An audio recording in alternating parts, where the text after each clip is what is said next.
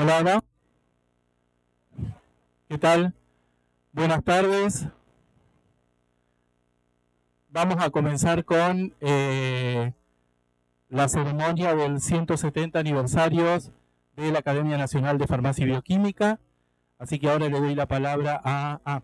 antes vamos a ver el video institucional.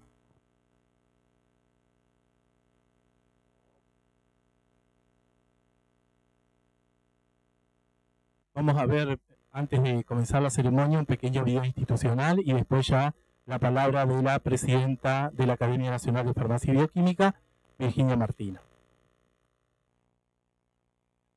Fundada en 1856, la Academia Nacional de Farmacia y Bioquímica se consolida como la institución académica y científica de referencia en las ciencias bioquímicas y farmacéuticas en la República Argentina. A lo largo de una rica trayectoria histórica de más de un siglo y medio, marcada por una continua evolución institucional y consolidada con su reconocimiento oficial como Academia Nacional, la Academia ha mantenido inalterable su propósito fundamental: intensificar el estudio y el ejercicio de las ciencias farmacéuticas y bioquímicas, promover el progreso científico y estimular las vocaciones intelectuales al servicio de la comunidad. En su rol como referente de alto nivel intelectual, la Academia impulsa la formación continua, organiza sesiones públicas y conferencias de excelencia y difunde investigaciones de impacto a través de sus publicaciones científicas especializadas, entre las que destaca la histórica Revista Farmacéutica. Su labor multidisciplinaria se articula a través de un consejo directivo y dos grandes secciones científicas: Ciencias Bioquímicas, enfocada en la investigación molecular y biológica, el desarrollo y diagnóstico clínico, la transferencia y actualización académica, y Ciencias Farmacéuticas, dedicada al estudio de farmacología clínica y experimental, la innovación en formulaciones farmacéuticas, terapias avanzadas y el impulso de la mejora profesional. Esta estructura se complementa con comisiones de trabajo especializadas en ética, reglamentos, educación, relaciones institucionales, publicaciones y medios, y la Comisión de Premios y Distinciones, encargada de otorgar el premio anual y el premio trienal para reconocer el mérito y la investigación sobresaliente. Con un constante dinamismo, la Academia desarrolla de manera continua jornadas de innovación, cursos de capacitación y conversatorios de actualización profesional abiertos e irrestrictos. Todo esto es posible gracias a la articulación permanente con colegios profesionales, cámaras empresarias y laboratorios de primer nivel que acompañan y respaldan el cumplimiento de sus objetivos institucionales.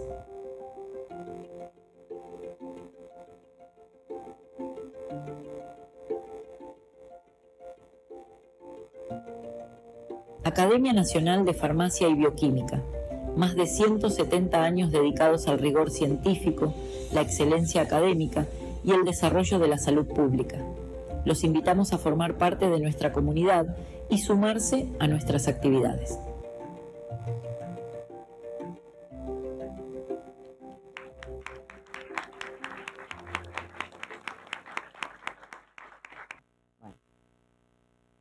Bueno, en primer lugar quiero agradecer a la asistencia a este acto tan importante para nosotros, a las autoridades de la Facultad de Farmacia y Bioquímica de la Universidad de Buenos Aires, al señor decano, el doctor Pablo Evelson, y a la señora vicedecana, doctora Laura Schreier. También, bueno, no sé si están presentes, pero habían confirmado su presencia la doctora Silvana Stewart, decana de la Facultad de Farmacia y Bioquímica de Facultad de Ciencias Exactas, de la Universidad Nacional de La Plata. No sé si está presente en el auditorio. ¿Está llegando? Bien, perfecto. Bueno, y también queremos agradecer la presencia de los representantes de las asociaciones profesionales de COFA, Colfarma, el Colegio de Farmacéuticos y Bioquímicos de la Capital Federal. La presidenta de COFA y de Colfarma, la doctora Alejandra Gómez, y al doctor Claudio Marcelo Uchino, presidente del Colegio Oficial de Farmacéuticos y Bioquímicos de la Capital Federal, y la doctora Karina Perrota, también del Colegio de Farmacéuticos de la provincia de Buenos Aires. Y queremos agradecerles también a ellos, tanto a COFA como al Colegio de la Capital, que nos facilitó el lugar, dadas las circunstancias que acontecieron en el día de hoy, y también a COFA, que nos brindó un importante apoyo económico para poder llevar a cabo este evento. También queremos agradecer a todos los docentes, investigadores, también a la presencia de patrocinadores que nos ayudan en todo el año en nuestras actividades. El doctor Bartolomé Quetchian, no sé si está en el auditorio, que aseguró que iba a venir, no sé si está presente. Y también a todos los premiados, por supuesto, que son la mayoría, y a todos los también representantes de los hospitales que fueron premiados también, y al público en general. Bueno, hoy el doctor Mariano Saborido representante decíamos que hoy la Academia Nacional de Farmacia y Bioquímica cumple 170 años. Y como nos pasa a nosotros cuando cumplimos años y cambiamos de década, nos impresiona un poquito más, o sea, nos choca un poquito más. Pensar 170 años nos parece mucho más que 169 del año pasado. No sé por qué, pero es algo que nos pasa cuando cumplimos años. Y nos hace ver que es un gran honor pertenecer a esta academia, pero también es una gran responsabilidad que debemos cumplir con la misión que plantearon los primeros los creadores de esta institución en el año 1856, que son promover el desarrollo profesional y incentivar las ciencias bioquímicas y farmacéuticas. Los objetivos que hemos fijado para este año en particular han sido los siguientes: continuar apoyando al sistema educativo. Sabemos que las ciencias farmacéuticas y bioquímicas están en constante evolución y ahora aún más con la inmersión que tenemos en la computación y de la inteligencia artificial. Con lo cual queremos apoyar al sistema educativo dando charlas para los alumnos del último año, los alumnos que ingresan, para poder y ver también las necesidades de tanto de la farmacia, de la industria, como del hospital o de las áreas donde van a ejercer esa función, cuáles son las necesidades, qué profesional necesitan. También vamos, otro de los objetivos de consolidar los lazos con las academias iberoamericanas. Hay un montón de academias iberoamericanas que están funcionando en Chile, en Uruguay, en Brasil, en México, que tienen objetivos comunes con nosotros. Entonces es bueno interaccionar con ellos, discutir temas en común y también ver otros contextos y otras soluciones que han tenido, otros problemas que se pueden presentar y otras soluciones que ellos han podido encontrar para esos problemas comunes.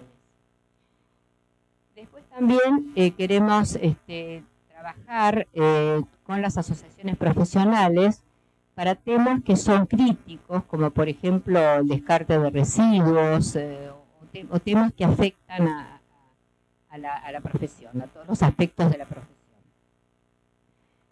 Esos serían los objetivos entonces que nos hemos fijado para este año. Lo que va del año hemos realizado algunas reuniones ya. Por ejemplo, en el mes de marzo participamos de las Jornadas Interacadémicas Nacionales en su edición número 14. Hace 14 años que año a año la Academia Nacional de Farmacia y Bioquímica viene participando de estas reuniones sobre distintos temas de interés general, como demografía, redes sociales, inteligencia artificial, educación, enfocado, cada academia enfoca el tema con su visión y bueno, luego se sacan conclusiones. También hemos llevado a cabo en la provincia de Córdoba, en el mes de abril, con el apoyo del laboratorio Reimers y del laboratorio Sinergia, unas jornadas donde fueron invitados alumnos del último grado de 9 universidades nacionales. Y se planteó allí hubo unas exposiciones de 3 académicos nuestros, que fueron los académicos Añón, Nacucho y Santiago Palma, y también hubo aportes de la parte de la industria y de la farmacia hospitalaria, otros disertantes, que le presentaron a los alumnos de último año de la carrera de farmacia todas las posibilidades, las salidas laborales, posibilidades que dan la farmacia y la bioquímica, que son muchas más de los que ellos piensan o conocen. O sea, hay muchas posibilidades de salidas laborales.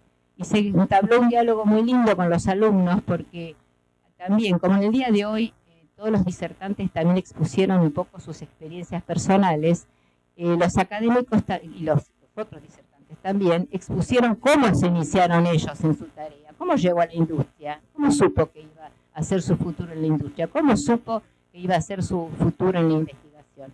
Y se entabló un diálogo muy lindo con los chicos, donde la conclusión de todos los académicos que participaron y disertantes fue que cada uno tiene que hacer su propio camino y buscar la oportunidad. Y yo creo que hoy marcaron también lo de la oportunidad muy claramente los que disertaron. O sea, fue muy lindo el diálogo que se entabló. También tuvimos una jornada de hemoderivados. El año pasado habíamos tenido una introducción al tema de hemoderivados por el Laboratorio de Hemoderivados de Córdoba, donde nos introdujeron en el tema, y esta vuelta hablaron sobre los productos que ya están liberados. Tenemos próximas reuniones, tenemos una reunión ahora en septiembre de hongos alucinógenos y drogas psicodélicas a raíz de esta explosión del tema a nivel mundial, no solamente regional. Para ponernos un poco al tanto del tema, va a haber también unas jornadas de optimización farmacoterapéutica a cargo de disertantes de la farmacia hospitalaria. Va a haber un curso de farmacometría con un invitado de Uruguay, que es un curso de 4 días que va a ser práctico. Y vamos también a tener unas jornadas, unas jornadas que vienen ya sucediendo hace unos años, que son sobre educación. Abordamos distintos, cada año abordamos un enfoque diferente. Primero hablamos con las asociaciones profesionales a ver cuáles eran sus necesidades, luego con la farmacia hospitalaria, y este año le tocaría a la farmacia industrial.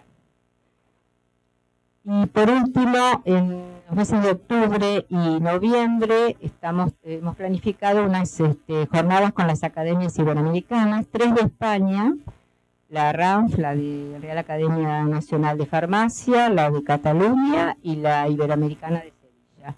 Y con la Academia de Chile, de Ciencias Farmacéuticas de Chile, de México y de Brasil. Vamos a hacer tres jornadas y vamos a discutir desafíos diagnósticos y terapéuticos. Bueno, esto es algunas de las actividades, va a haber muchas más, y todas esas actividades ustedes las pueden consultar en nuestra web, en Instagram, en LinkedIn. Bueno, nada más. Gracias por estar presentes hoy acá en nuestro 170 cumpleaños.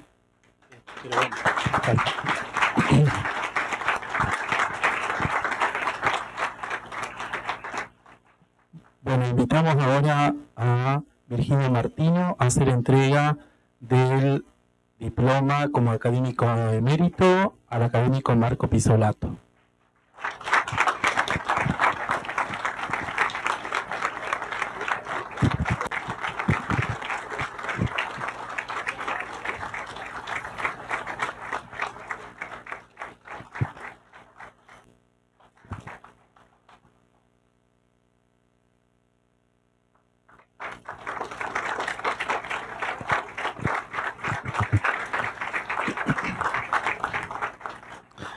Invitamos ahora a las autoridades de COFA, del Colegio de Farmacéuticos, Colegio Oficial de Farmacéuticos y Bioquímicos de la Capital Federal, y del Colegio de Farmacéuticos de Provincia de Buenos Aires, que van a hacer la entrega a la presidenta de la Academia de placas conmemorativas.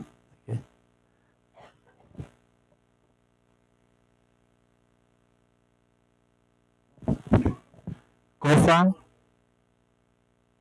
Colegio de Capital y Colegio de Provincia.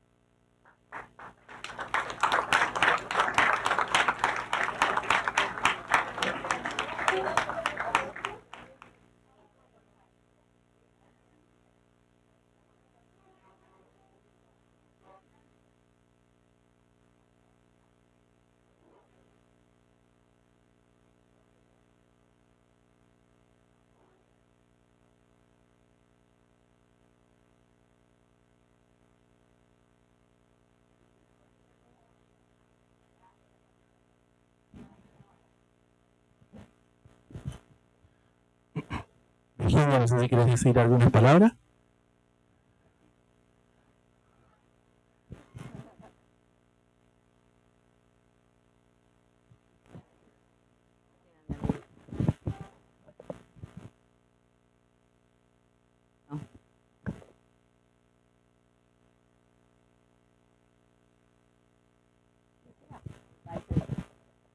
Bueno, nuevamente agradecer a estos hermosos obsequios que nos han realizado porque bueno, estamos muy orgullosos de nuestra entidad y nos gusta mucho trabajar con ustedes también, porque pienso que todos tenemos un objetivo común, que es defender nuestra profesión, incentivar las ciencias para que sigamos estudiando y encontrando nuevas terapias y, como lo que hemos visto hoy, para que se pueda aplicar nuestro conocimiento rápidamente. Si bien nosotros estamos dedicados a la salud, que realmente es algo un poco más rápido, que toda nuestra sapiencia pase a la sociedad, podamos hacer algo en común. Muchísimas gracias, ya lo reiteré, por habernos cedido este espacio y a COFA por habernos apoyado económicamente para poder realizar este evento. Muchísimas gracias a todos en nombre de la Academia.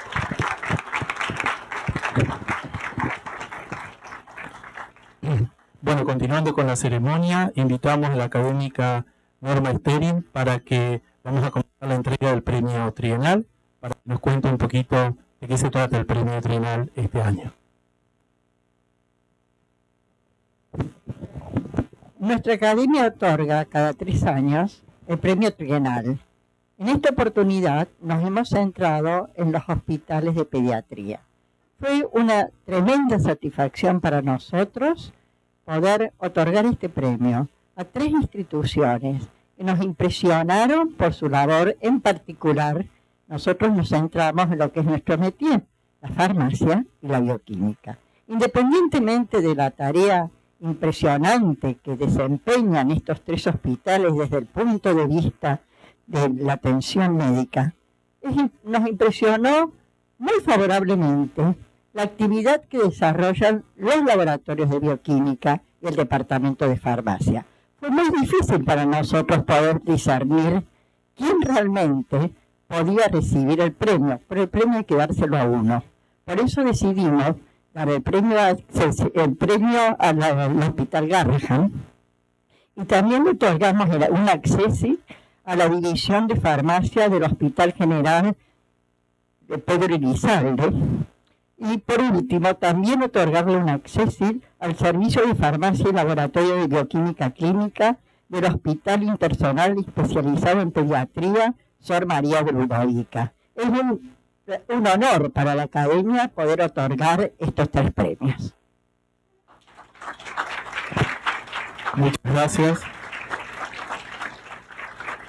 Invitamos ahora a Virginia Martino a hacer entrega del premio trienal de la Academia Nacional de Farmacia y Bioquímica 2024-2026, otorgado al área de farmacia y al Laboratorio de Bioquímica Clínica del Hospital de Pediatría, profesor doctor Juan P. Garrahan, por su modelo integral de excelencia asistencial, científica y académica.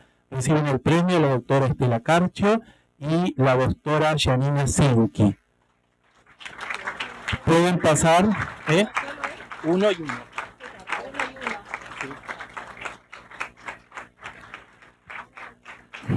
Sí. Toma vos para darle el otro. Es el mismo para los dos. Si hay alguien más del Hospital Garrahan, puede pasar acá para sacarse una foto y participar del premio obtenido. No. Toma, ahí, acá está el otro. Pasen todos, pongan.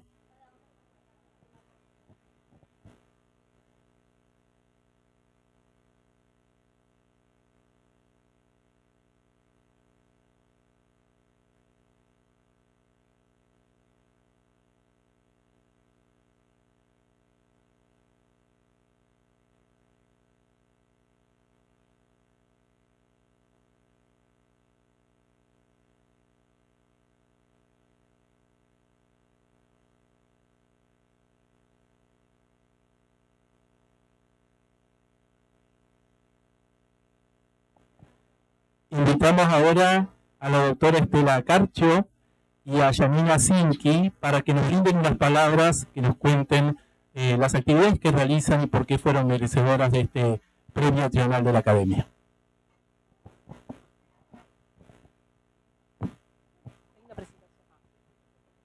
Me dijeron presentación, yo cumplo con presentación.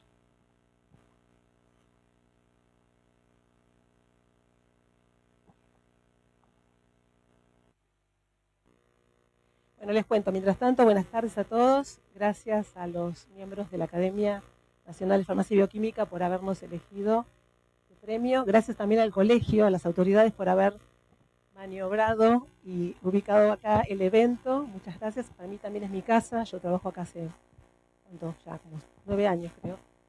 Así que estamos todos contentos.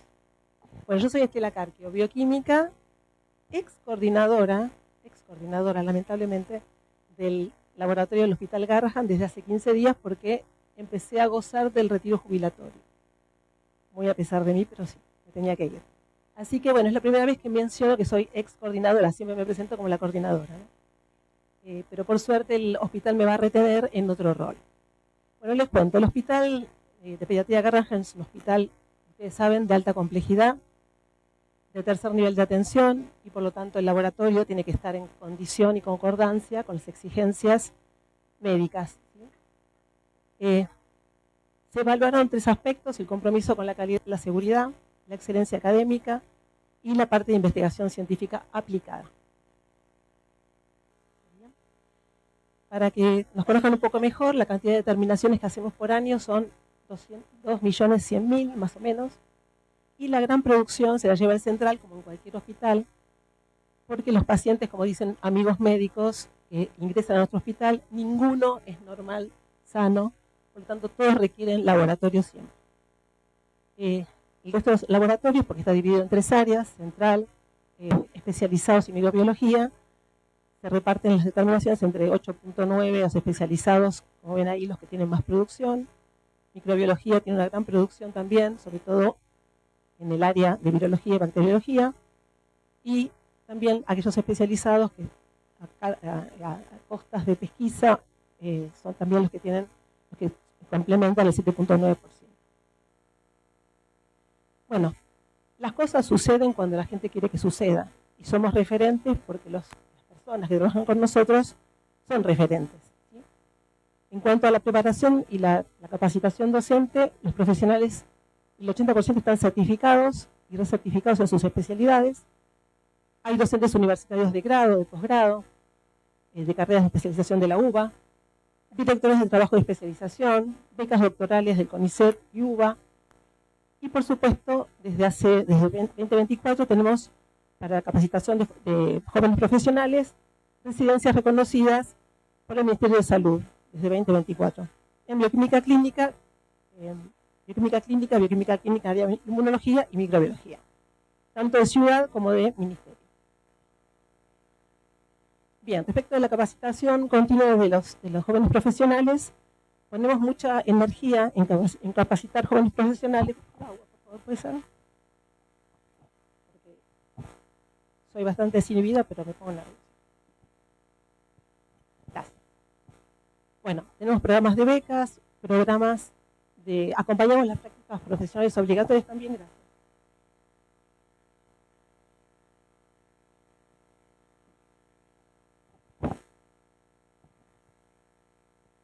Lo mismo que una gran participación activa en comités interdisciplinarios, es parte de la cultura Garrahan, la interdisciplina, donde también aprendemos conjuntamente con los médicos y volcamos nuestro aprendizaje hacia los médicos. Ser referentes implica un gran compromiso, lo sabemos, y además generosidad, porque al ser referentes tenemos la obligación de capacitar colegas dentro de la institución y por supuesto fuera también, extramuros. Participamos asesorando al Ministerio de Salud en la Dirección Nacional de Calidad y Desarrollo del Talento en Salud. Participamos en las redes de gobierno de la ciudad, en la Confederación Unificada Bioquímica de la República Argentina, en diferentes sociedades científicas, en el colegio y por supuesto en la Federación Bioquímica Argentina, entre otros.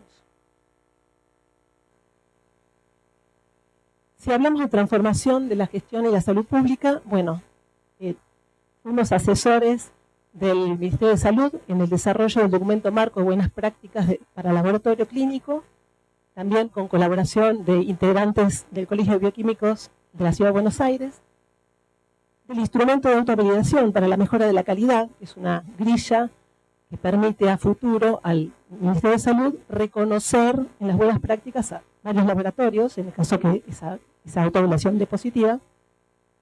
Las guías de citogenómica también, orientadas y guiadas también por el Ministerio de Salud para la de clínicas neoplásticas hematológicas.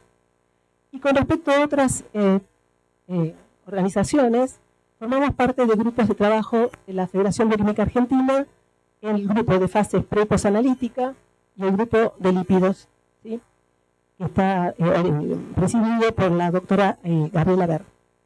En cuanto al grupo de pre- y posanalítica del que formo parte, nos dedicamos este año y el anterior a estandarizar la fase preanalítica de la orina, la preparación de pacientes para muestras sanguíneas, la comunicación de resultados críticos, que fue lo último que salió publicado.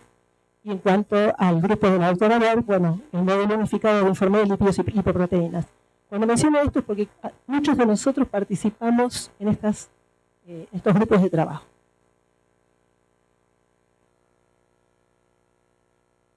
No podemos avanzar si no nos comparamos con otros, por eso es tan importante el benchmarking. Formamos parte del grupo de trabajo de errores del laboratorio y seguridad del paciente de la Federación Internacional de Química Clínica.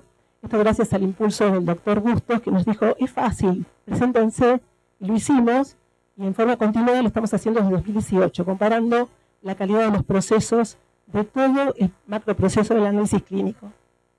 Pero el benchmarking siempre tiene como frutilla del postre la comparación, ¿no?, y las estrategias de aquellos que les va mejor, transmitirlas a los que no les va tan bien.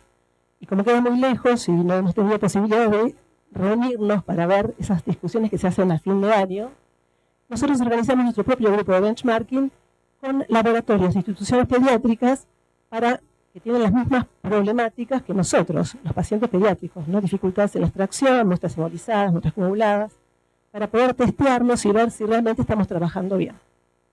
Y por supuesto, el que les va mejor cuenta cómo lo hace. En cuanto a estrategias, bueno, tenemos que ser sostenibles. Uno de nuestros ejes es trabajar con calidad, con eficiencia y ser sostenible.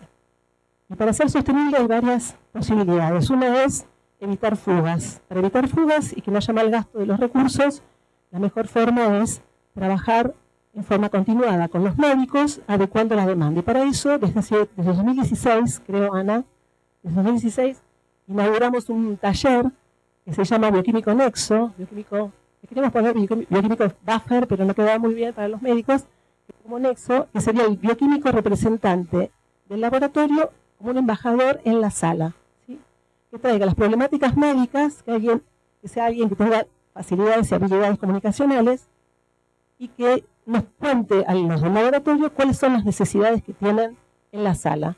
Y lleve también especialistas si hace falta capacitar médicos en sala. Con ellos hemos trabajado a lo largo de bioquímico. No hemos concretado todavía aún que el bioquímico esté en sala, así como hay farmacéuticos en sala. Creo que estamos cerca, me parece. Yo me jubilé y no lo voy a ver, pero seguramente Ana me va a contar. Pero sí se trabaja mucho en la adecuación de la demanda. Por eso les decía que hay que evitar fugas. Como lo hacemos organizando junto con los médicos en equipos multidisciplinarios, algoritmos de diagnóstico, petición por perfiles y demás. Con respecto a ser sostenibles, bueno, la sostenibilidad viene con la inversión externa. No somos sustentables, somos sostenibles. Y una de las formas que encontramos para ser sostenibles es abrir el directorio de análisis a instituciones privadas, o hacer convenios público-privados. Que nos costó un poquito en las gestiones anteriores, pero esta gestión le interesó y aparentemente vamos para adelante con este tema, lo que garantiza, por un lado, ser sostenibles y tratar de hacer determinaciones costosas en pacientes públicos que lo necesitan, que eso es nuestro objetivo, el paciente de hospital público que no tiene seguro social, pero a su vez también garantiza accesibilidad al paciente privado. Porque el paciente privado en algunas instituciones no logra hacer determinadas pruebas diagnósticas por el costo. Entonces, aceptamos esas muestras, por supuesto, con una facturación a su obra social, a precios bajos. Que no se asusten los privados. Bueno, y por otra parte, tenemos además, como algo que ya no es novedoso para nosotros naturalizamos desgraciadamente todo, una oficina de comunicación a distancia del laboratorio, propia del laboratorio, que se encarga de recibir muestras de pacientes que no son de la zona de alrededor del hospital, porque nuestra área programática abarca todo el país.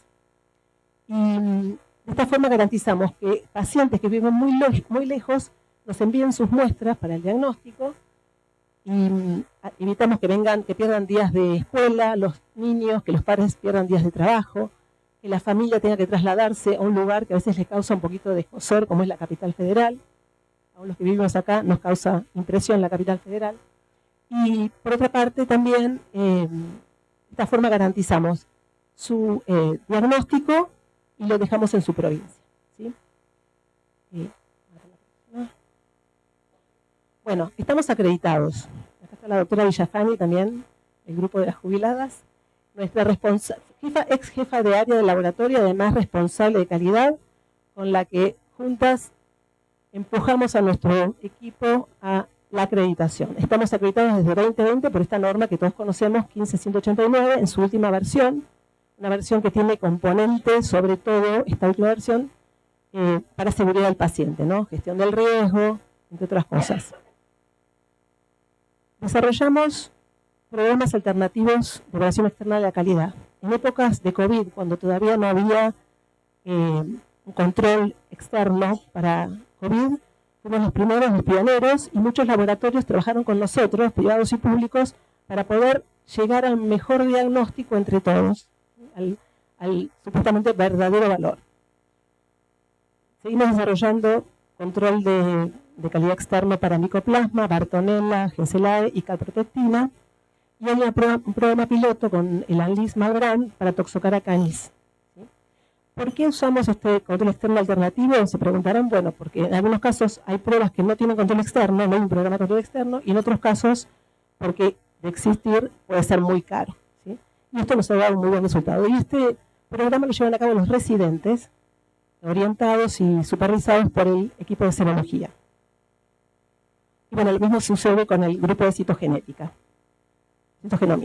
Y para ir redondeando ya, el equipo de la doctora Mangano, que está acá presente, sobre todo se encarga de inaugurar o desarrollar un comité de bioseguridad y biocustodia, que tiene por función proteger al trabajador y el ambiente, pero también formarnos a nosotros los profesionales, y por supuesto es un gran colaborador del Ministerio de Salud respecto de los aportes que hacen con sus reportes en el CISA. ¿Sí? Bueno, la producción científica, para terminar, a mí me parece increíble. Son solo 3 años de los que nos acordábamos y encontramos, porque tenemos registros, pero me parece que en el 2026 debe haber más, ¿no, Cristina Alonso? 83 publicaciones científicas en revistas indexadas, ¿sí? De las mejorcitas, digamos. No es que esté agrandada, pero me da orgullo realmente mi equipo. Estoy agrandada igual. Y bueno, esperen esto. Y además creo que hay entre 40 y 50, no recuerdo bien, me parece que cerca de 50 publicaciones en revistas sin referato en los últimos 3 años. Y para terminar, bueno, ¿hacia dónde pensamos nosotros que vamos? Porque es un ejercicio que hacemos habitualmente. La visión, si bien la dirección nos pidió que tuviéramos una visión de acá a 10 años, me pareció que nosotros que conocemos el medio de laboratorio, que cambia, es muy dinámico, cambia permanentemente. Con esto de la IA estamos todos, aparte de adictos, sorprendidos, qué rápido que va todo.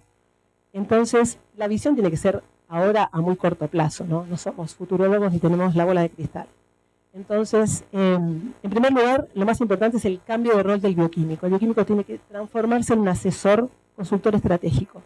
¿Sí? Salir de la mesada y dejar al técnico, esto es lo que venimos diciendo hace muchos años, pero recién se está viendo ahora en nuestra institución. Tiene que dedicarse a ser consultor y a intercambiar conocimientos con los médicos, hacer desarrollos junto a los médicos, que son nuestros clientes, junto con el paciente, ¿no? ¿Y qué es lo que vemos a futuro? Bueno, en realidad lo primero es automatizarnos completamente, unificar plataformas, unir la serología, en nuestro caso, y la endocrinología, que perfectamente pueden ir a un equipo de química clínica, como tienen algunos laboratorios hoy privados, nosotros no lo tenemos, y sumar la espectrometría de masas. En cuanto a la IA y la Big Data, el laboratorio es un gran productor de datos, es el más productor de datos de toda la institución. Bueno, hacer uso de esos datos, y quizá haya que formarse en esto de manejo de datos, de gobernanza de datos,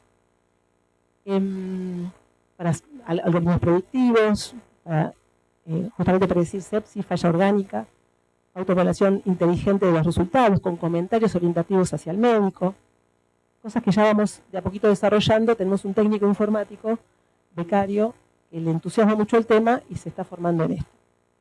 Por otro lado, la descentralización del laboratorio. Si bien todos al principio pensamos que lo mejor era centralizar, los POCT nos están invadiendo. Lo vemos continuamente en la comisión de POCT, que Cecilia es una de las que maneja esta comisión en el colegio.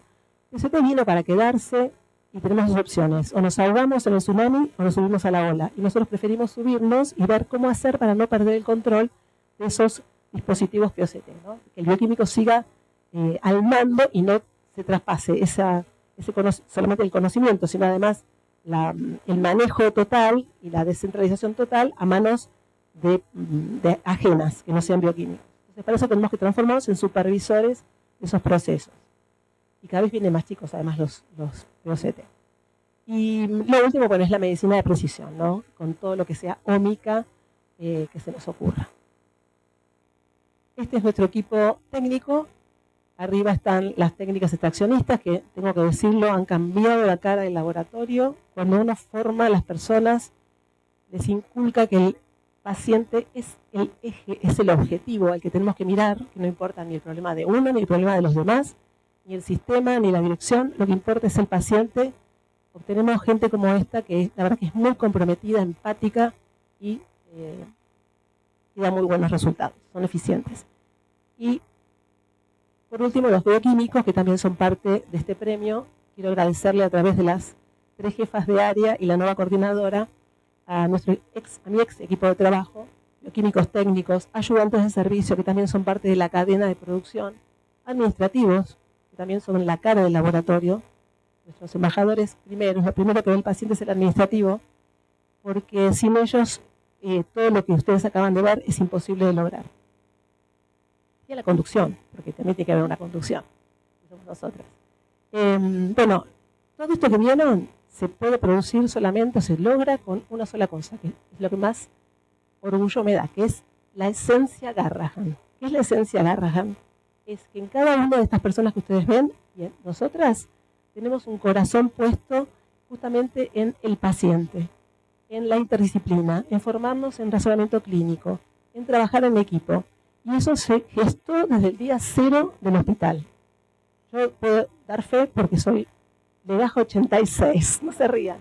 Vamos por el 9000, yo soy 86. Fue el primer grupo que entró, 6 bioquímicos, 6 técnicos, así se abrió el hospital. Y miren la importancia que tiene haber sido ex residente, que la conducción en ese momento confió en que 6 residentes podían poner en marcha un laboratorio, con guardia. Eso sí, estábamos a full viviendo en el hospital. Como yo ahora también, sin hora, pero vivo ahí adentro. Y bueno, la verdad que estoy muy orgullosa de ustedes y de nuestro equipo, así que me gustaría que se lo transmitamos. No sé si vino alguno de los chicos más, no veo a nadie. Bueno, quiero felicitar también a la gente de farmacia, que no lo dije, porque bueno, compartimos el premio también. Bueno, muchas gracias.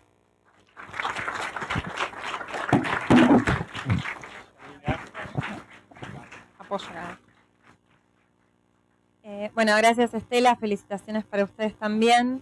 Y bueno, para mí es un honor estar acá y que la farmacia del Hospital Garrahan haya recibido este prestigioso premio trienal, así que primero agradecerles. Hoy estoy acá en representación de todo el equipo de la farmacia del Garrahan, un equipo de más de 100 personas, formado por más o menos 30 farmacéuticos, técnicos, auxiliares y también administrativos. Somos un grupo que trabaja 24/7. Nosotros, como les decía, funcionamos con guardia, no tenemos un minuto de descanso. Y eso también, como decía Estela, nuestro norte claramente son los pacientes y que cada paciente reciba el mejor tratamiento posible. Ustedes saben que la pediatría enfrenta problemas éticos y profesionales porque la industria farmacéutica en general se aboca a mercados que son rentables y obviamente orienta así sus recursos. Entonces es muy crítico la disponibilidad de medicamentos con dosis y formas farmacéuticas que sean disponibles para la pediatría. Entonces, nuestro laboratorio de farmacia, que está coordinado por el doctor Fabián Guantempo, realizó más de 150 formulaciones propias. Y para que se den una idea, en el último año se elaboraron más de 1000 fórmulas individualizadas para pacientes internados y también casi 2000 para pacientes ambulatorios. Formulaciones huérfanas que vienen pacientes de diferentes áreas del país para poder retirar en nuestro hospital. Y también de, obviamente, enfermedades huérfanas, enfermedades raras, como trastornos del ciclo de la urea, que no pueden conseguir el medicamento en ningún otro lugar. Pero nuestra labor no es solamente la preparación y la dispensación. Nuestra farmacia, y esto desde que lo heredamos, desde que entramos, yo hace 15 años que estoy en el hospital y desde que fui residente también lo heredamos de nuestros antecesores, nuestro gran valor es la farmacia clínica, ¿sí? Nosotros vamos todos los días a las salas de internación, asistimos a los pases de sala y validamos el 100% de las indicaciones médicas. Y esto, obviamente, tiene un impacto en seguridad, en la atención de los pacientes, ¿sí? O sea, publicaciones que se han hecho en el exterior de que el farmacéutico en la sala mejora los resultados asistenciales, disminuye los tiempos de internación, ¿sí? O sea, tienen outcomes muy claros. Nosotros lo tenemos y lo practicamos día tras día. Para que se den una idea, el año pasado los farmacéuticos detectamos en un año casi 13.000 errores de medicación. Entonces, si bien parece que estamos atrás del paciente o como que somos los no visibles, esto también implica que hemos salvado vidas a través de esa detección de errores. También tenemos un sector muy importante que es el sector de abastecimiento. Nosotros en el hospital tenemos 2.000 medicamentos y 1.800 productos médicos que tenemos que gestionar. Eso lo hacemos también de una manera bastante eficiente. Y necesitamos de un conocimiento clínico y profundo para poder evaluar los requerimientos, ¿sí? Otra cosa que tenemos muy fuerte en la farmacia del hospital es que nosotros tenemos un área de preparación, tanto de citostáticos como de antibióticos, como de nutrición parenteral, y eso le provoca un ahorro directo al hospital. Con el solo hecho de elaborar las nutriciones parenterales para nuestros pacientes, le ahorramos a un sistema de salud pública casi 200 millones al año, ¿sí? O sea, tenemos un ahorro muy importante con todo lo que es la producción. También contamos con un sector de atención al paciente ambulatorio, en donde atendemos más de 300 pacientes al día que retiran la medicación. Tenemos farmacéuticas que hacen atención y atienden pacientes tanto de HIV como TBC y se les hace un seguimiento. Y esto es muy importante porque el medicamento es un bien social y tenemos un sistema en donde muchas veces los pacientes no pueden acceder a ello, entonces velamos día a día para que los pacientes puedan acceder a esos medicamentos.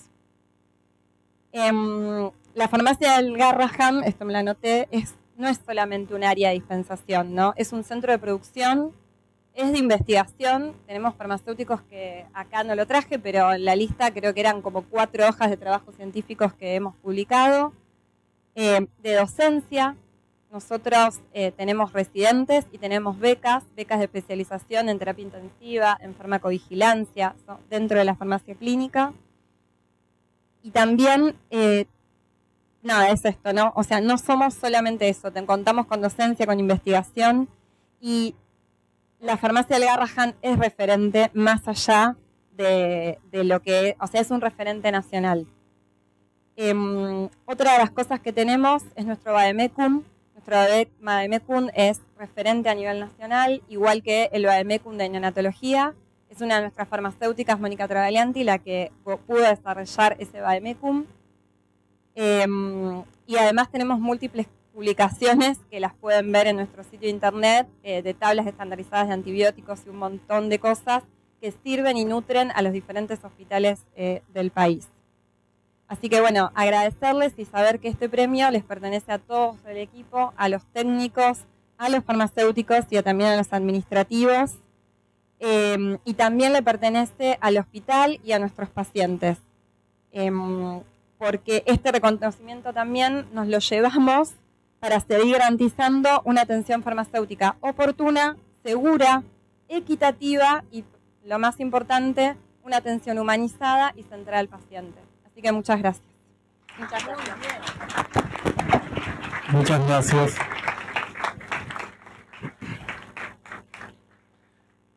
Bueno, continuando con la entrega de premios, invitamos a Rolando, al académico Rolando Rossi y Norma Estén para hacer entrega del Accessit Premio Trienal a los servicios de farmacia y laboratorio de bioquímica clínica del Hospital Interzonal Especializado en Pediatría Sor María de Ludovica.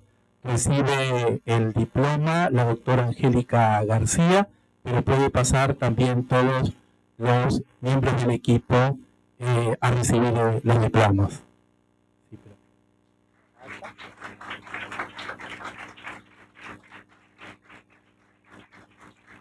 Hay dos. Como van a venir más de uno,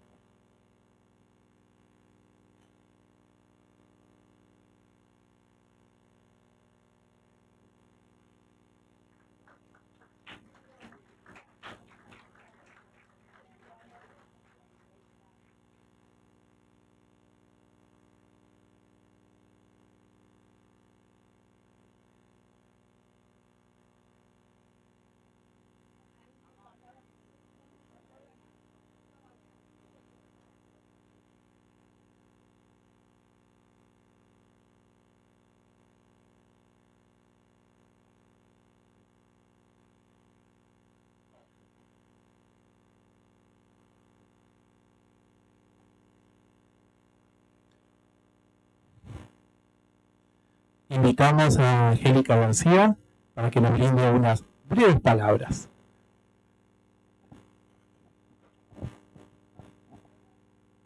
Bueno, para mí, buenas tardes a todos. Para mí, en realidad, es un orgullo tremendo recibir este premio de la Academia Nacional de Farmacia y Bioquímica.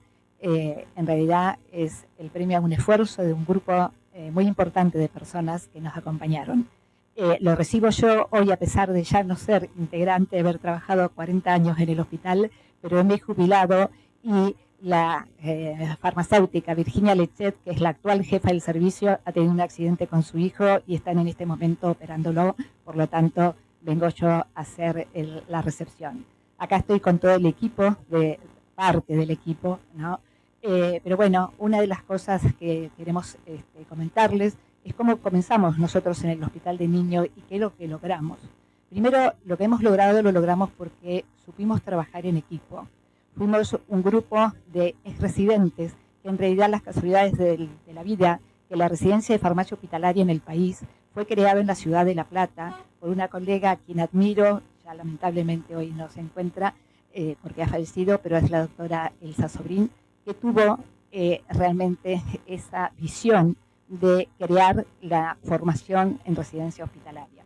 Un grupo de exresidentes fuimos todos a trabajar al Hospital Sor María Ludovica y ahí empezamos a plantearnos cuál era el valor que podíamos aportar al sistema sanitario como profesionales farmacéuticos. ¿Qué era que le podíamos dar a nuestros pacientes? Y así fue que dijimos, bueno, lo primero es la capacitación.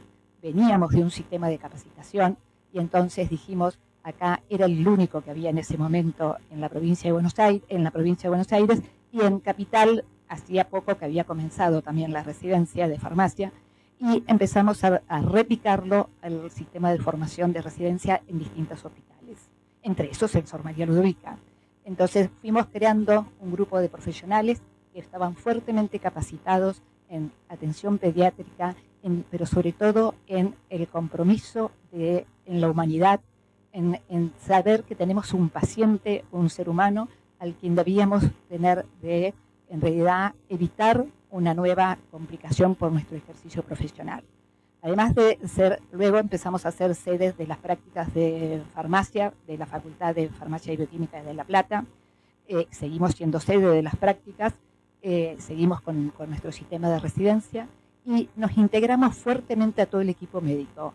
Empezamos a recorrer el hospital, a ir a las salas, a estar con ellos, a estar al lado del paciente, a comprometernos con todo el personal de salud, con la enfermería, y en realidad eso nos devolvió una visión que fue increíble para que nosotros también pudiéramos detectar qué era lo que podíamos aportar. Bueno, y así fue como, por supuesto, en un hospital pediátrico, lo mismo que decía Janina, fortalecimos fuertemente el laboratorio de magistrales. Nosotros también tenemos una preparación muy, muy importante de formulaciones huérfanas, de enfermedades raras, que la verdad que el aporte que uno da al paciente y a toda la comunidad profesional es increíble. Eso lo reclaman totalmente. El tema de cuidados paliativos, realmente en aquellos momentos en la farmacia se nos quejaban muchísimo porque cuando yo entramos hablar de morfina era como terror. Entonces, hoy, en realidad, las distintas formulaciones que se hacen para los cuidados paliativos son de suma importancia. Nuestro fuerte después fue con el tema del soporte nutricional. En realidad, había un grupo de médicos que se habían formado en Francia en soporte nutricional y cuando llegaron al país dijeron, ¿qué problema? La farmacia de Argentina, ¿dónde vamos a hacer que nos hagan nutrición? Entonces, se enteraron que teníamos la residencia y fuertemente apostaron a nosotros, y ahí la verdad que fue mi experiencia. Toda mi vida me dediqué, luego que estuve en nutrición y después fui jefe de servicio, pero años estuve dedicada a la elaboración de la nutrición parenteral y tengo el orgullo, el Hospital Sor María, de ser un hospital referente en soporte nutricional a nivel del país y a nivel extranjero.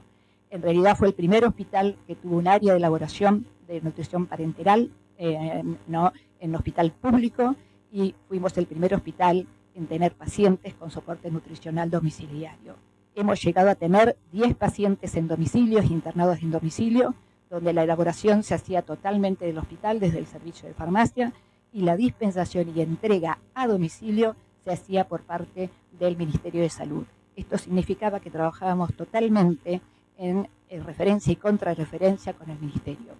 En realidad, luego fuimos por la oncología y las unidades de mezclas intravenosas, o sea, realmente todos los antibióticos, las distintas preparaciones de medicamentos que se hacían trabajando junto al médico, en donde solicitaba qué dosis de antibiótico y los farmacéuticos lo preparábamos, lo diluíamos y se entregaban a la enfermería con las advertencias de cómo se debían administrar para evitar distintos efectos adversos.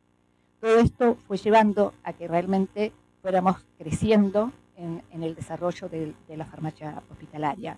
Luego comenzamos con el tema de la investigación, nos invitaron a participar de algunos ensayos clínicos y la verdad que bueno, tuvimos el orgullo de que muchos ensayos clínicos fueron elegidos, el hospital fue elegido sede por el servicio de farmacia, ¿no? Porque cuando venían y veían el registro, porque más allá de lo que intentábamos hacer sobre la clínica, lo primero pensamos es debemos ser un servicio perfectamente ordenado, con una gestión correcta, con que sepamos lo que tengamos, que realmente no haya pérdidas, que no haya extravíos.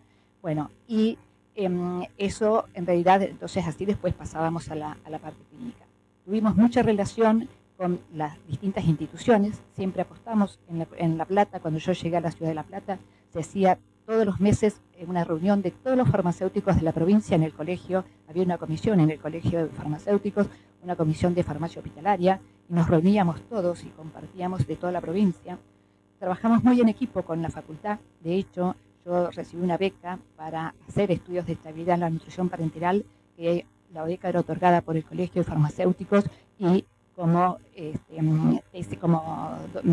jefe lo tenía en la doctora Volontés de la Cátedra de Ensayo y Valoración de la Facultad de Farmacia. Trabajamos totalmente en equipo con el Ministerio, hemos intentado transmitir a los que siguen que es fundamental relacionarse con las distintas instituciones, ¿no? Bueno, en realidad, no me quiero extender, esto fue un poco lo que fuimos logrando, pero creo que la base de todo es que la capacitación es fundamental. la actualización. Nosotros, otra cosa que decía la colega de la bioquímica, también hemos apostado por la automatización. Fuimos de los primeros hospitales del país en intentar automatizar. No es fácil, no todo es rosa, no, pero bueno, creemos que hay que ir hacia ese norte para poder dejar las tareas que son más tediosas y poder dedicarse uno más a la clínica. Bueno, seguimos apostando en la integración y en trabajar para cada día dar una salud más segura a nuestros pacientes. Trabajamos mucho en los distintos comités, comité de farmacia, comité de seguridad de paciente. Apostamos fuertemente, la farmacia tiene un rol fundamental en el comité de seguridad de pacientes, en el comité de infecciones hospitalarias, en el comité de calidad. O sea, la idea es no estar dentro de las cuatro paredes, sino salir y demostrar qué es lo que el farmacéutico puede hacer. Y la verdad que la devolución que tenemos de todo el equipo de salud es excelente. Así que bueno, esto les quiero agradecer. Este premio no es de solamente hoy que me toca hablar, es de todo el grupo que acompañó, de técnicos, de distintos profesionales que a lo largo de los años fueron pasando. También quiero agradecer a las autoridades, porque las autoridades también confiaron en nosotros y tuvimos un apoyo para todas estas áreas que se necesitaban desarrollo. Bueno, así que agradecer y me llevo un grato premio para todo el servicio. Gracias, Angélica.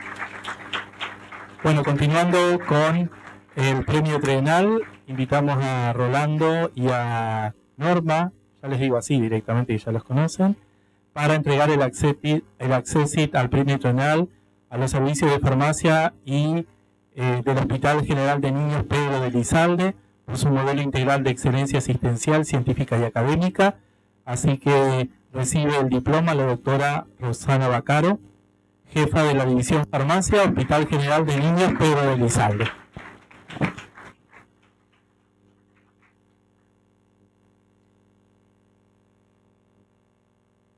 Si hay miembros del equipo también, pueden pasar.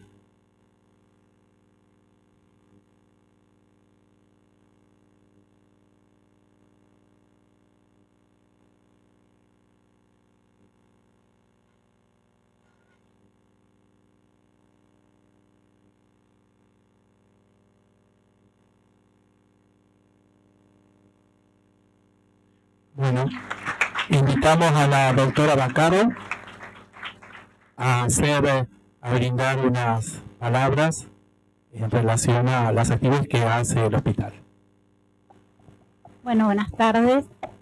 Muchas gracias por esta distinción. La verdad que, bueno, nos sorprendió esta distinción en agradecimiento a la Academia Nacional de Farmacia y Bioquímica con una excelente trayectoria, así que para nosotros es un honor recibir esta distinción y les cuento un poco la historia de nuestro hospital, que es un poco la historia de la salud pública, porque es del año 1779, cumplimos el 7 de agosto 247 años, que comenzó como casa de niños expósitos, donde dejaban en el torno a los bebés y los abandonaban y los recibían en lo que era la casa de niños expósitos.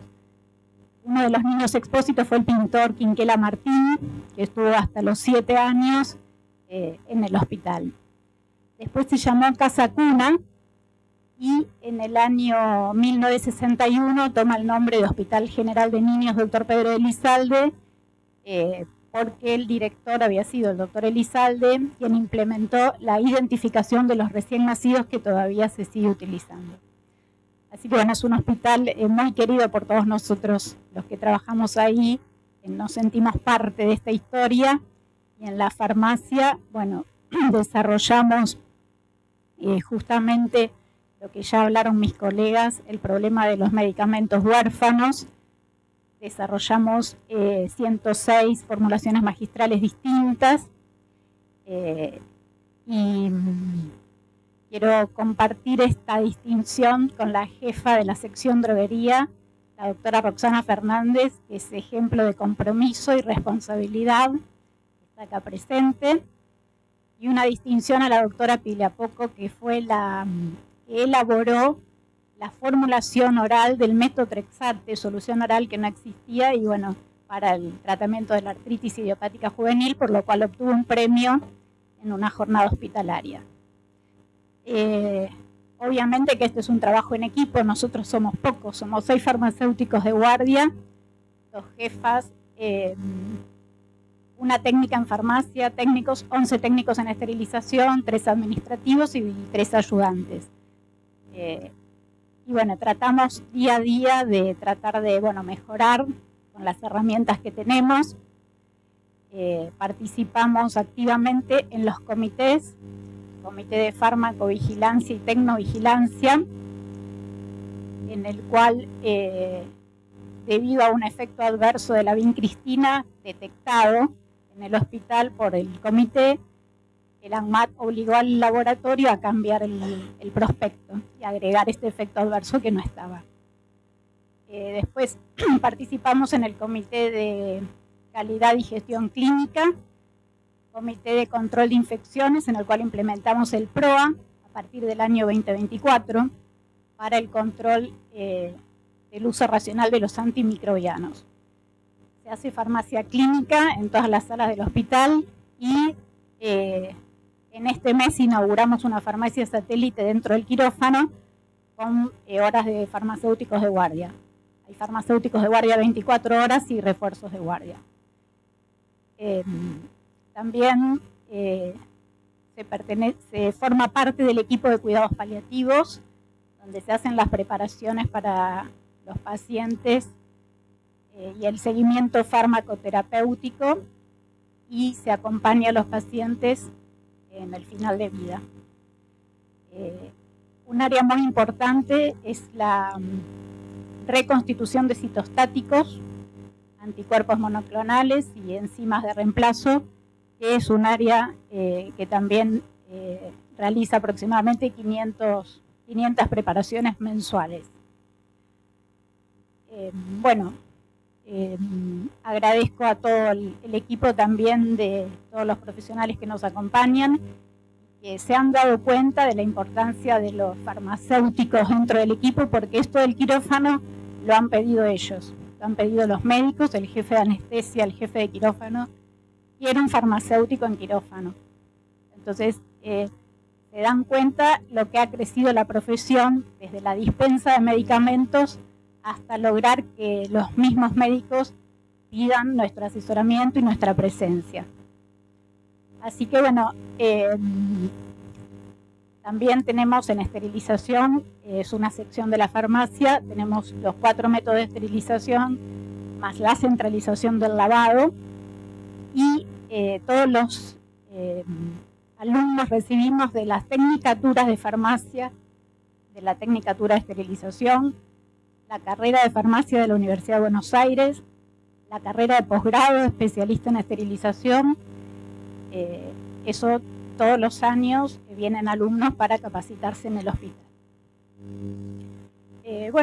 Creo que un pantallazo de lo que hacemos, y la idea es seguir capacitándonos, seguir mejorando día a día, y ojalá podamos ser más farmacéuticos, porque somos poquitos. Así que la verdad que es muy conmovedor el sufrimiento en la infancia. Para nosotros, sobre todo la colega que está en cuidados paliativos, ver el sufrimiento de un niño es una de las cosas más conmovedoras. Y poder desde nuestro lugar mejorar la calidad de vida de todos esos chicos hace que todo este esfuerzo tenga sentido. Muchas gracias.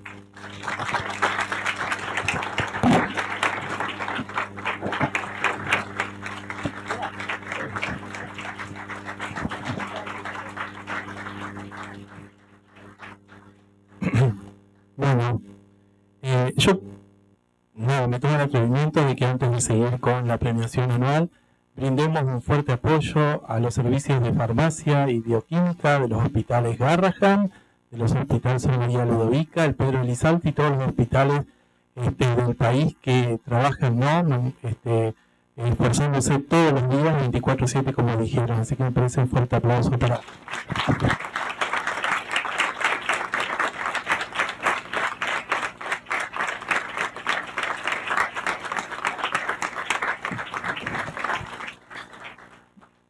continuando con los premios anuales, invitamos a la académica Nílida Mondelo a hacer entrega al premio anual al mejor trabajo experimental en el área de ciencias farmacéuticas y farmacológicas, nanoplataforma híbrida magnética pH termosensible para la liberación controlada de tamoxifeno en terapia dirigida del cáncer de mama. Los autores son la doctora Mónica García y la farmacéutica Yasmín Torres, y le hacemos entrega entonces a la doctora Mónica García.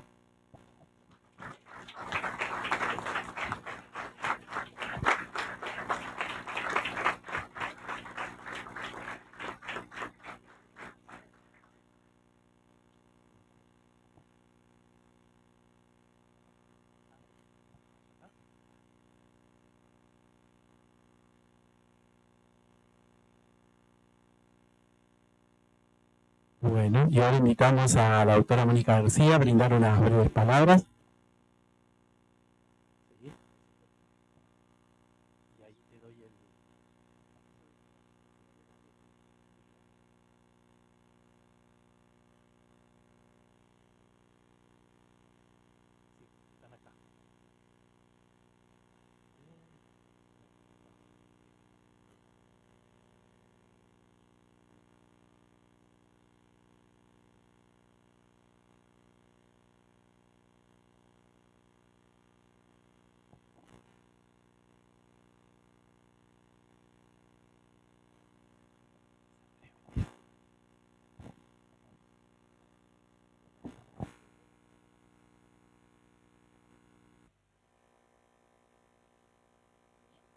Bueno, espero que se escuche bien.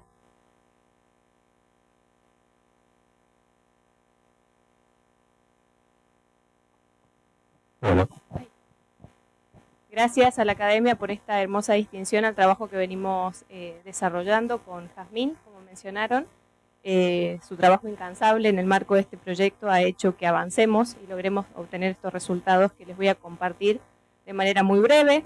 Como ya mencionaron, esto hace referencia a una nanoplataforma híbrida magnética que es dualmente responsiva, responde tanto a los cambios de pH como a los cambios de temperatura, y permite la liberación controlada de tamoxifeno con vistas a dirigir su acción más específicamente y optimizar así la farmacoterapia del cáncer de mama. Ya me presentaron, mi nombre es Mónica García y sí me gustaría mencionar mis instituciones de pertenencia. Trabajo en la Facultad de Ciencias Químicas de la Universidad Nacional de Córdoba, particularmente en el Departamento de Ciencias Farmacéuticas y también en la Unidad de Investigación y Desarrollo en Tecnología Farmacéutica dependiente de CONICET y de la UNC. Bien, ¿por qué nos centramos en el desarrollo de estas nanoplataformas híbridas? Bueno, pensando principalmente en las razones epidemiológicas que justifican trabajar en una temática como esta, teniendo en cuenta la cantidad de casos de cáncer de mama que hay y teniendo en cuenta que Argentina tristemente lidera posiciones en cantidad de decesos por esta patología. De hecho, es la primera causa de muerte por tumores en mujeres. Y si bien hay avances que se van logrando para que el diagnóstico sea precoz y de esa manera se pueda trabajar de manera preventiva, muchas veces la enfermedad avanza y las terapias que se utilizan para tratar el cáncer justamente producen muchos efectos adversos que conllevan a un desasosiego por parte de las pacientes, que son principalmente mujeres quienes padecen esta enfermedad, aunque un porcentaje muy menor involucra a los varones. Entonces, ¿cómo desarrollar entonces una terapia que pueda dirigir selectivamente la acción del fármaco antitumoral al sitio terapéutico y también cómo, utilizando un fármaco de reconocida utilidad como es tamoxifeno, podemos superar una barrera frente a cánceres de mama que son, por ejemplo, no receptores de estrógeno y por lo tanto tamoxifeno no tiene actividad sobre ellos? Entonces, hacemos uso de la nanotecnología farmacéutica en el marco de este proyecto para desarrollar estas nanoplataformas híbridas y de esa manera optimizar la terapia del cáncer. ¿Qué hicimos particularmente? Una plataforma magnética, ¿sí?, que involucra nanopartículas de magnetita por un lado, por otro lado un aminoácido que es el cisteína, un polímero que es el ácido hialurónico y el fármaco.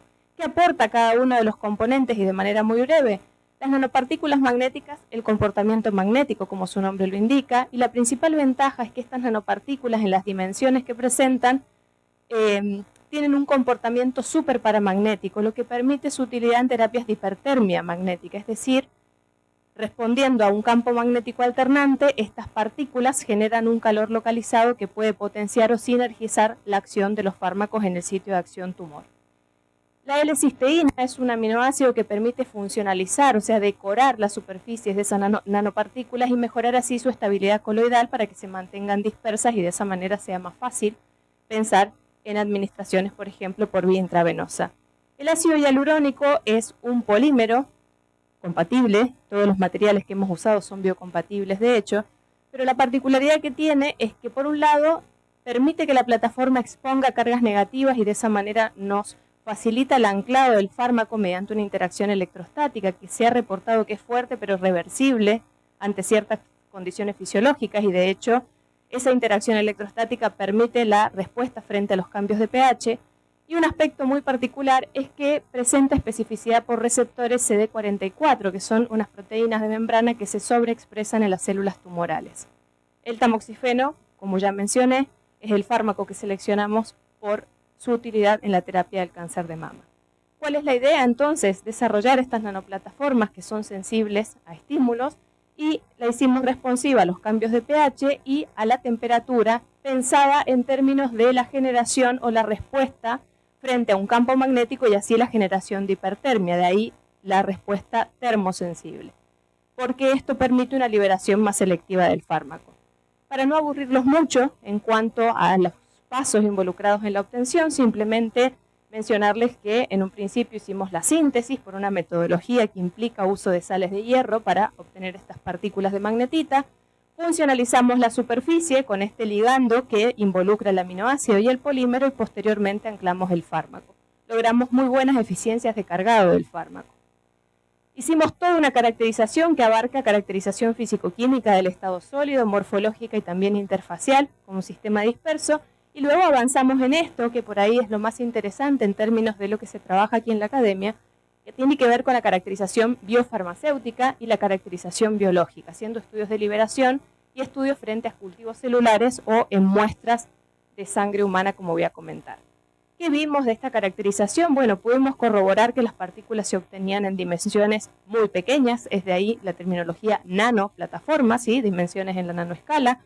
Pudimos ver que toda la integración de los ligandos que nosotros estábamos incorporando para funcionalizar se producía y estaba presente, que eso lograba un aumento de la estabilidad térmica de la plataforma, particularmente del fármaco cuando se lo vehiculizaba en la plataforma, que las dimensiones eran nanométricas, corroboradas tanto por morfología por TEM como por un análisis que permite ver tamaño en dispersión, con muy buena distribución de tamaño, es decir, que las partículas eran más o menos homogéneas, y eso es importante, y con esta carga de superficie conferida por el potencial electrocinético que nos confirmaba la utilidad del ácido hialurónico para generar esta carga en la superficie de las partículas y así anclar nuestro fármaco de interés.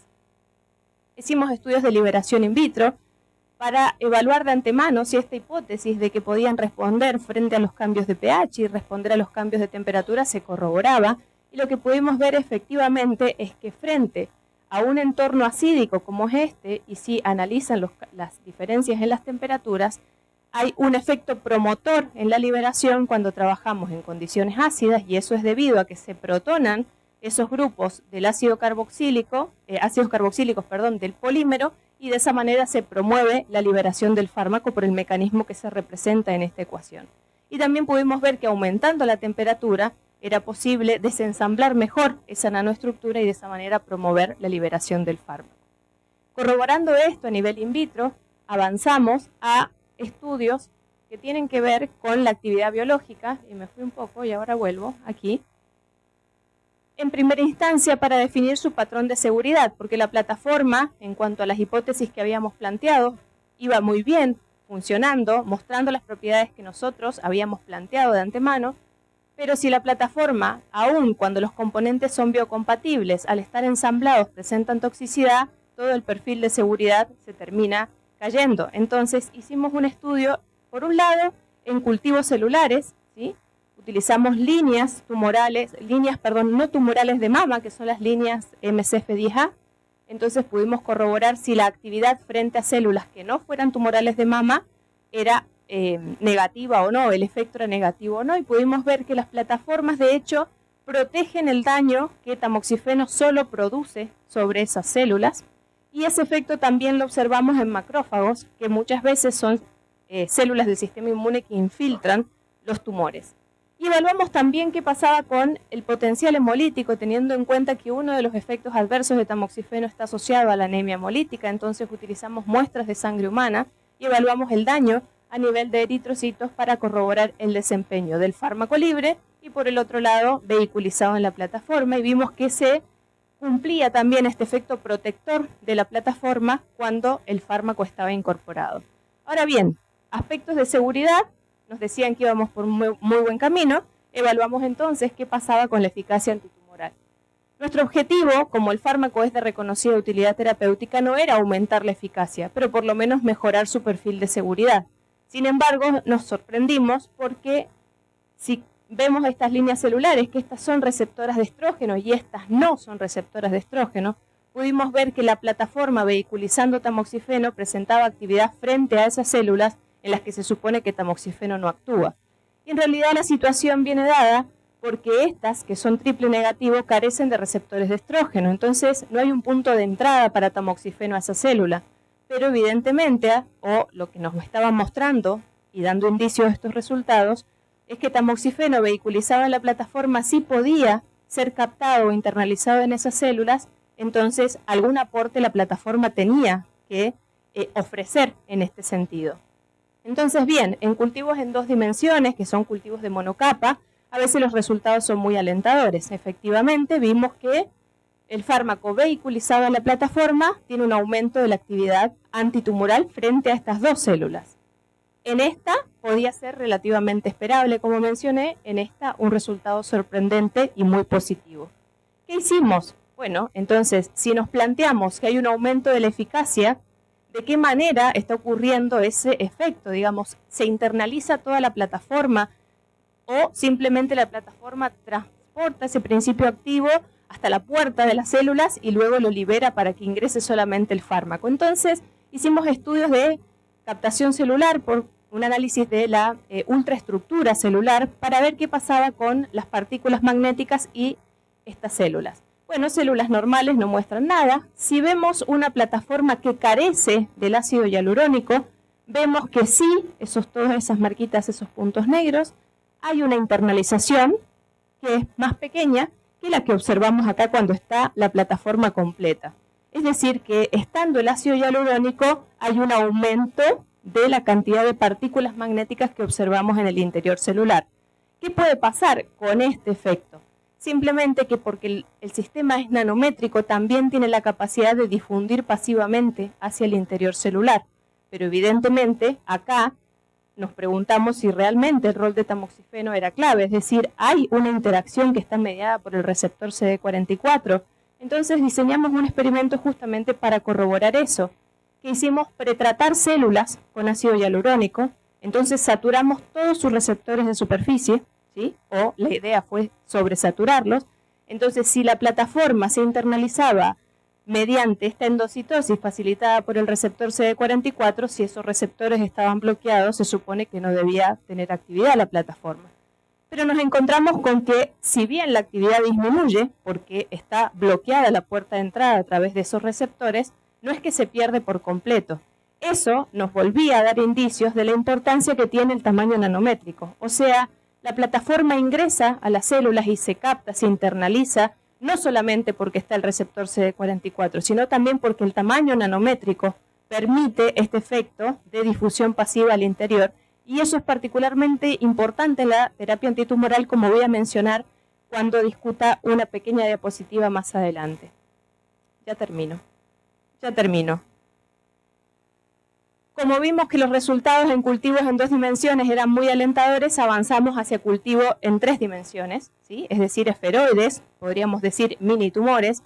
No solo corroboramos que se formaban esas estructuras con ese interior necrótico que suelen tener estas pequeñas pseudomasas tumorales, podríamos decir, sino que pudimos ver que la actividad de tamoxifeno se mantuvo en las 2 líneas celulares y aún más avanzamos a estudiar esferoides mixtos, o sea que no solamente tenían las células tumorales, sino también estaban infiltradas con macrófagos, es decir, un sistema más complejo y más representativo de lo que ocurre en los casos reales de cáncer en este tumor sólido. Hicimos, para finalizar, y ya voy terminando, prometo, un estudio de antiangiogénesis.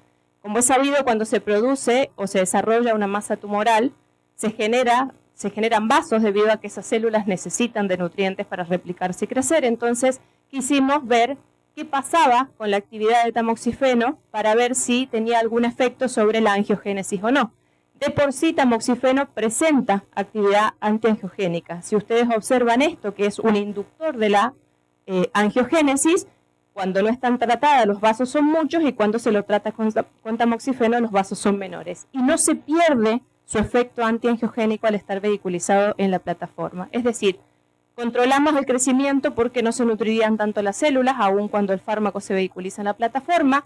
Podemos ver que hay un aumento del perfil de seguridad en términos del daño a nivel de eritrocitos o de macrófagos o también células normales de mama, pero también un aumento de eficacia. Entonces, les mencionaba la importancia del tamaño pequeño y eso está representado en esta diapositiva. Cuando se desarrollan masas tumorales, las células endoteliales que en condiciones normales y fisiológicas están bien unidas, en las zonas tumorales presentan estas fenestraciones, que permiten los tamaños nanométricos en un rango adecuado, que los sistemas cuando fluyen por sangre sean capaces de extravasar y alcanzar el sitio de acción tumor. Ese efecto nosotros lo observamos en los cultivos. Pero aparte observamos la importancia que tenemos de direccionar o hacer dirigida la terapia por la actividad frente a los receptores CD44. Es decir, utilizamos dos mecanismos diferentes de direccionamiento o targeting. Para cerrar, lo que pueden ver es que pudimos sintetizar estas plataformas que vehiculizaron muy bien tamoxifeno, que modularon su liberación y presentaron esta respuesta dual pH termosensible, que redujeron el daño hemolítico, que fueron citocompatibles, a eso me refiero con los estudios en cultivos celulares normales, y eso refuerza el perfil de seguridad de tamoxifeno, lo cual es un resultado buscado y que de hecho se logró, y esto sorprendentemente nos mostró que aún no buscando un aumento de la eficacia la logramos por las características propias de la plataforma. Un aumento de la internalización celular es lo que justifica ese aumento de eficacia y una internalización que viene dada no solo por el tamaño pequeño, sino también por el direccionamiento dado por los receptores CD44. Y vimos que se preserva este efecto, por lo tanto no se desarrollaría más masa tumoral o al menos no dada por la generación de vasos. Esta plataforma, en realidad, es una plataforma que es muy versátil y puede vehiculizar diferentes fármacos, y una de las características o conclusiones principales de este estudio es que uno puede diseñar la plataforma haciendo estratégicamente una selección adecuada de los materiales para ver cómo puede aprovechar esas características propias del microambiente del tumor y de esa manera optimizar la terapia. ¿Y versátil en qué sentido? En que pueden vehiculizar diferentes fármacos, pero no solo antitumorales. La terapia de hipertermia magnética, por ejemplo, también es muy útil en la terapia antibacteriana o antimicrobiana en general, en donde la hipertermia induce la muerte de los microorganismos. Por lo tanto, fármacos con otros mecanismos de acción completamente diferentes y para otros fines terapéuticos también podrían ser vehiculizados en una plataforma como esta.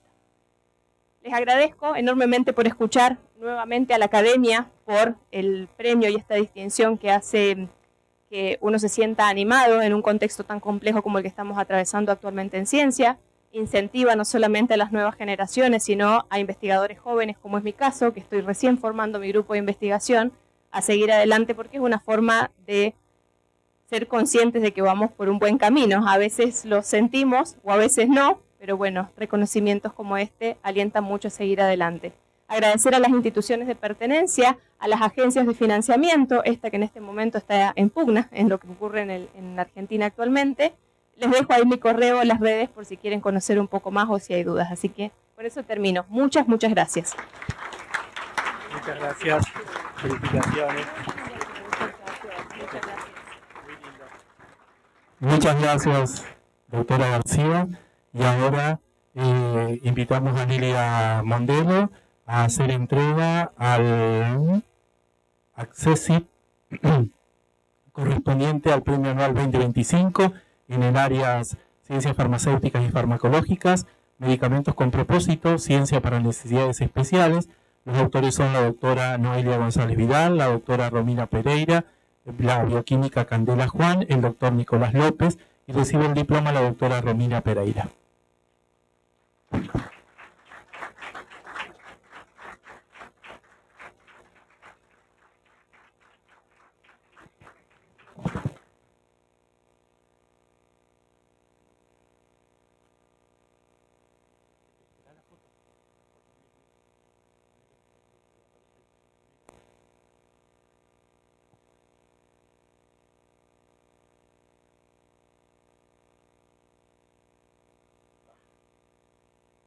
Bueno, y ahora Romina nos va a brindar unas palabras, nos va a comentar un poquito el trabajo de investigación. Y ahí.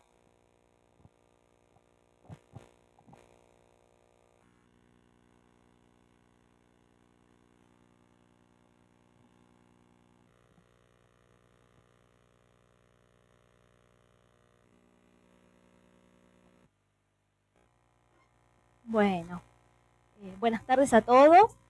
Muchas gracias a los miembros de la academia por esta mención que nos han otorgado. Para nosotros como grupo de una universidad pública, de la Universidad Nacional del Sur, es realmente un orgullo y nos puso muy, muy contentos esta mención, ¿sí? Así que, bueno, muy brevemente les voy a contar acerca de lo que estamos trabajando en nuestro grupo de investigación. Es un problema muy conocido, ¿sí?, por todos nosotros, la dificultad de deglución que tienen ciertas poblaciones, como por ejemplo la población pediátrica, ¿sí?, por la inmadurez natural de la edad, ¿sí?, a los niños les cuesta mucho tragar comprimidos o cápsulas convencionales, ¿sí?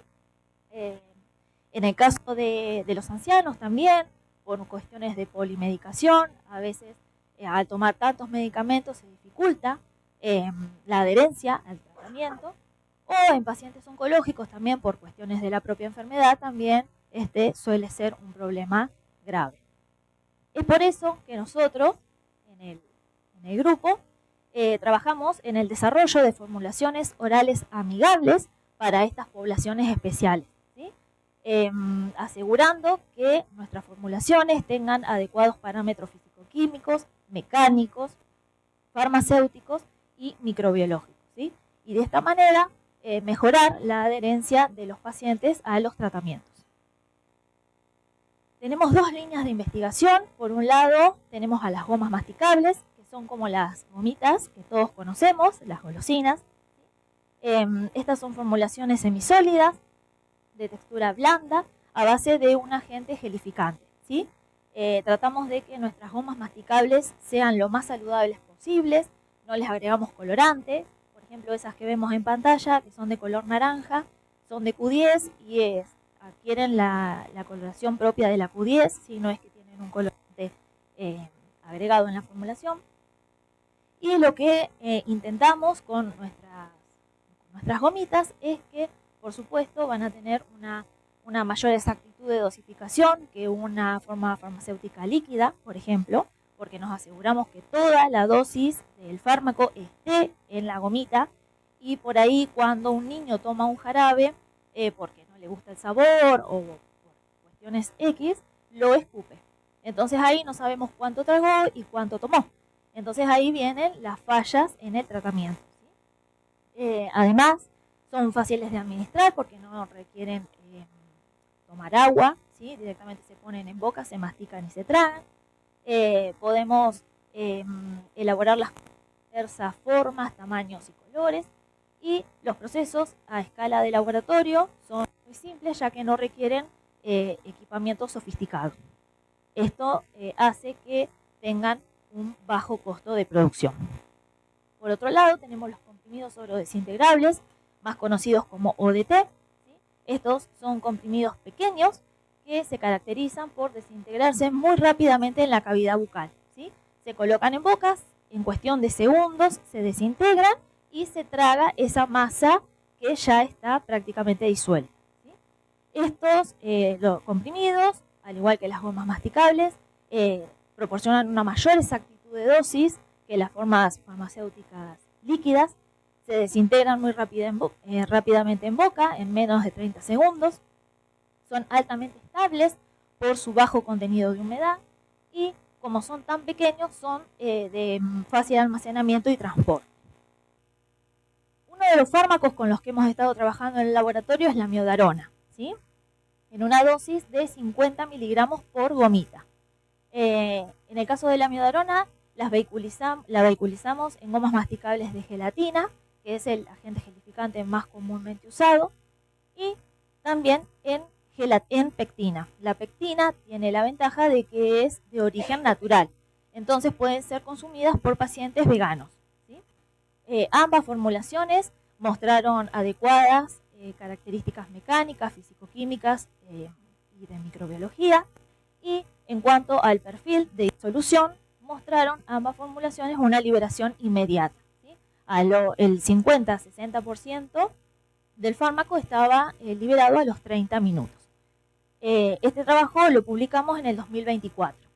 Luego continuamos trabajando en la misma línea y comenzamos a investigar el alginato, que es otro agente gelificante de origen vegetal, que por cuestiones de gelificación necesita fuentes de calcio y secuestrantes, ¿sí? Entonces elaboramos 9 formulaciones combinando diferentes excipientes y también obtuvimos gomas masticables aptas, ¿sí? Que también representan una alternativa vegana.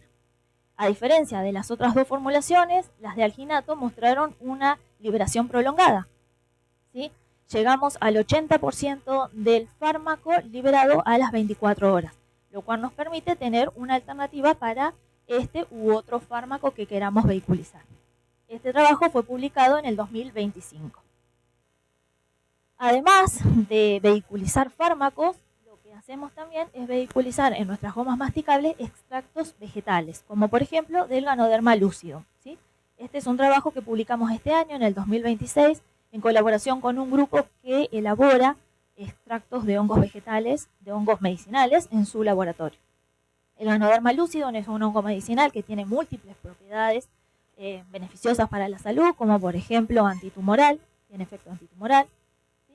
Entonces, en este caso no solamente fue un desafío desarrollar la formulación en la que se pueda solubilizar este extracto, que es de color marrón, por eso las gomitas adquieren esa coloración marrón, sino que también fue un desafío cuantificarlo, ¿sí? Para asegurarnos que la dosis de Ganoderma que nosotros le poníamos a la gomita esté en el producto, ¿sí? Entonces recurrimos a optimizar la adquisición espectral de NIR, ¿sí?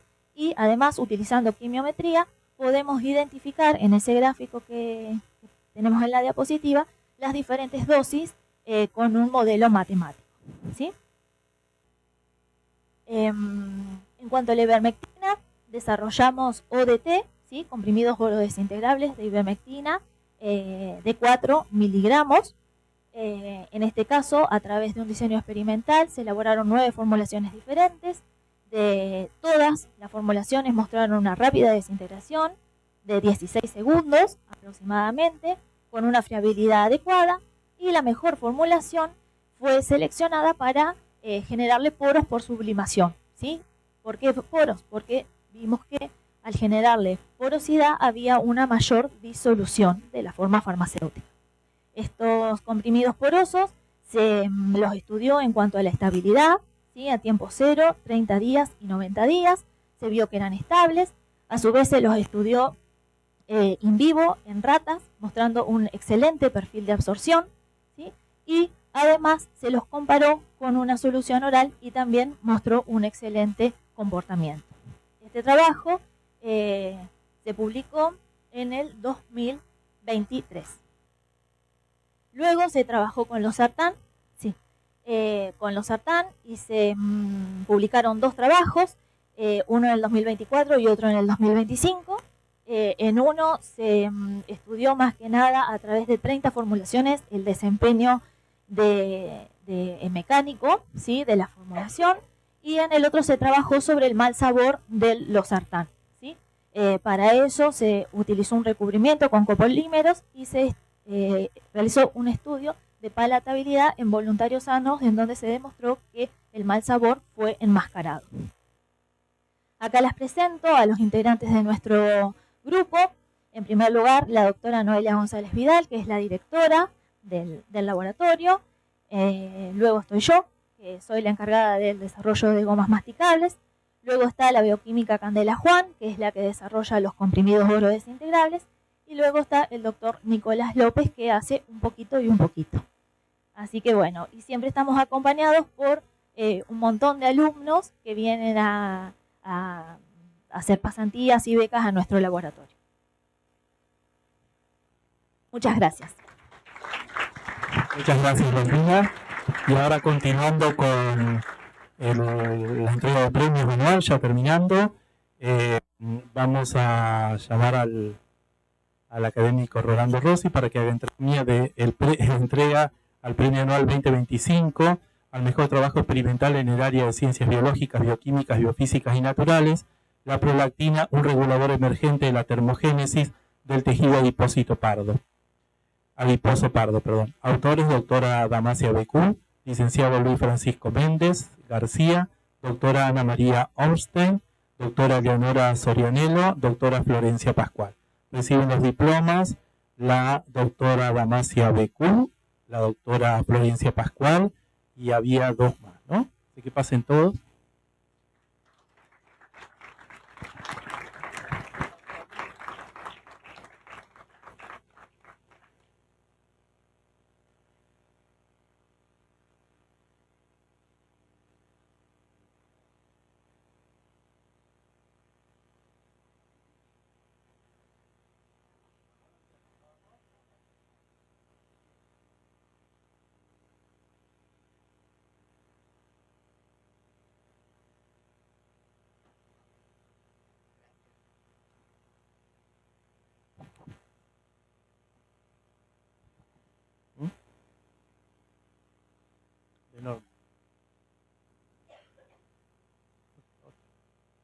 Bueno, y ahora invitamos a Florencia Pascuales, ¿no?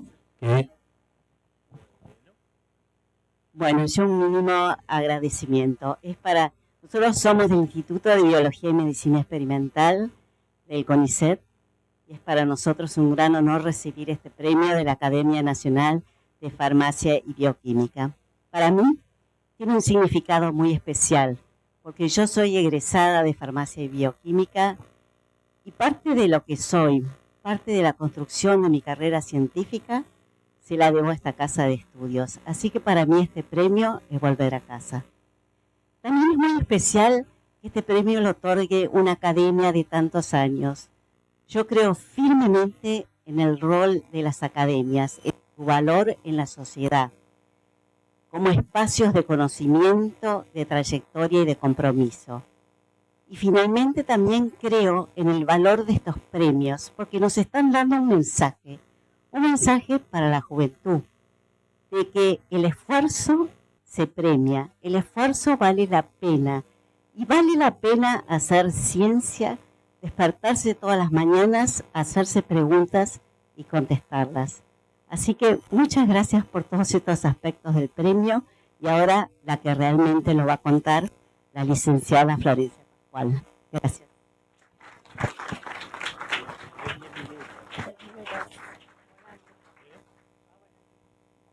Bueno, buenas tardes y gracias por este reconocimiento a nuestro trabajo. Hoy les voy a contar sobre dos protagonistas en la regulación metabólica, que es el tejido adiposo pardo y la prolactina. Este estudio es importante en el contexto de la obesidad, ya que es uno de los problemas de salud más importantes y más preocupantes a nivel mundial y del último siglo. La obesidad surge como un desbalance energético. Cuando los niveles de ingesta superan constantemente el gasto calórico, este exceso de calorías se almacena en el tejido adiposo blanco, o WAT por sus siglas en inglés, en forma de lípidos. Todas las estrategias que buscan combatir la obesidad están enfocadas en disminuir este almacenamiento de energía. Pero por suerte hay otras estrategias que están surgiendo en el último tiempo que buscan aumentar el gasto energético para contrarrestar el exceso de calorías. Y acá entra el estudio del tejido adiposo pardo, o BAT, por sus siglas en inglés, que a diferencia del tejido adiposo blanco que almacena las grasas, este las quema para producir calor. Este proceso se llama termogénesis, ocurre en las mitocondrias de los adipocitos pardos y la proteína responsable es UCP1. Uno de los factores más conocidos que inducen la termogénesis es el frío. Cuando estamos expuestos en frío, el VAT se activa, y caso contrario, cuando las necesidades termogénicas son bajas, por ejemplo, cuando estamos en un ambiente calefaccionado o durante el embarazo y la lactancia, el VAT tiende a atrofiarse. Este proceso se llama whitening o blanqueamiento y se caracteriza por la pérdida de las mitocondrias, una menor expresión de UCP1 y por lo tanto una menor capacidad termogénica del tejido. Entonces, en base a esta información, nuestro primer objetivo fue caracterizar la firma transcriptómica específica asociada a la activación termogénica del VAT en respuesta a 3 desafíos metabólicos: el frío, el calor y la dieta grasa. Para esto utilizamos bases de datos públicas de RNA-seq, un análisis bioinformático de bases de datos públicas de modelos murinos. Bueno, como primer resultado, analizando estos gráficos que se llaman volcanoplot, observamos que a simple vista hay un mayor número de genes desregulados, tanto upregulados como downregulados, en respuesta al estímulo de frío, más que en respuesta de los otros 2 estímulos metabólicos. Lo más importante es cuando cruzamos las tablas de resultados y comparamos el estímulo de frío y calor, que son contrarios, observamos grupos de genes que se desregulan de manera divergente. Un grupo que sube en respuesta a frío y mismo grupo que baja en respuesta a calor. Por lo que estos genes divergentes podrían estar relacionados con la regulación de la capacidad termogénica del VAT. Cuando analizamos términos GO o vías, pathways, que se activan en respuesta a estos estímulos, observamos que en respuesta a frío, vías relacionadas obviamente a termogénesis, a metabolismo lipídico, estrés oxidativo y autofagia, se encontraban aumentadas en mayor medida en respuesta a frío que en respuesta a calor y a dieta. Y cuando comparamos frío con calor, vemos que estas mismas vías estaban aumentadas en frío y disminuidas en calor, lo que significa que el tejido adiposo pardo responde de manera diferencial entre estos estímulos. Bien, luego construimos una network con todo este grupo de genes de interés que luego vamos a medir. Y acá graficamos, bueno, se ve un poquito mal, el efecto que tiene cada uno de los estímulos. En respuesta a frío, todos los que están en rojo, y todos los tonos de rojo, significa que aumentan su expresión en respuesta a este estímulo. Caso contrario sucede para calor, que se ve una disminución en su expresión en la mayoría de nuestros genes de interés. Y un efecto menor en frío tenemos en dieta. Bien, luego validamos este análisis bioinformático con nuestros modelos experimentales con ratones control, midiendo genes por PCR en tiempo real, y observamos que, como veníamos viendo antes, en respuesta a frío hay una activación termogénica del tejido adiposo pardo, y esta activación se encuentra atenuada en respuesta a calor y en respuesta a dieta. Pero pudimos validar lo que veíamos en el análisis bioinformático. Bien, hay varias hormonas homeostáticas que afectan a la termogénesis. Una de ellas es la prolactina. Esta hormona es muy conocida por su papel durante la preñez y la lactancia, pero también tiene muchas funciones a nivel metabólico.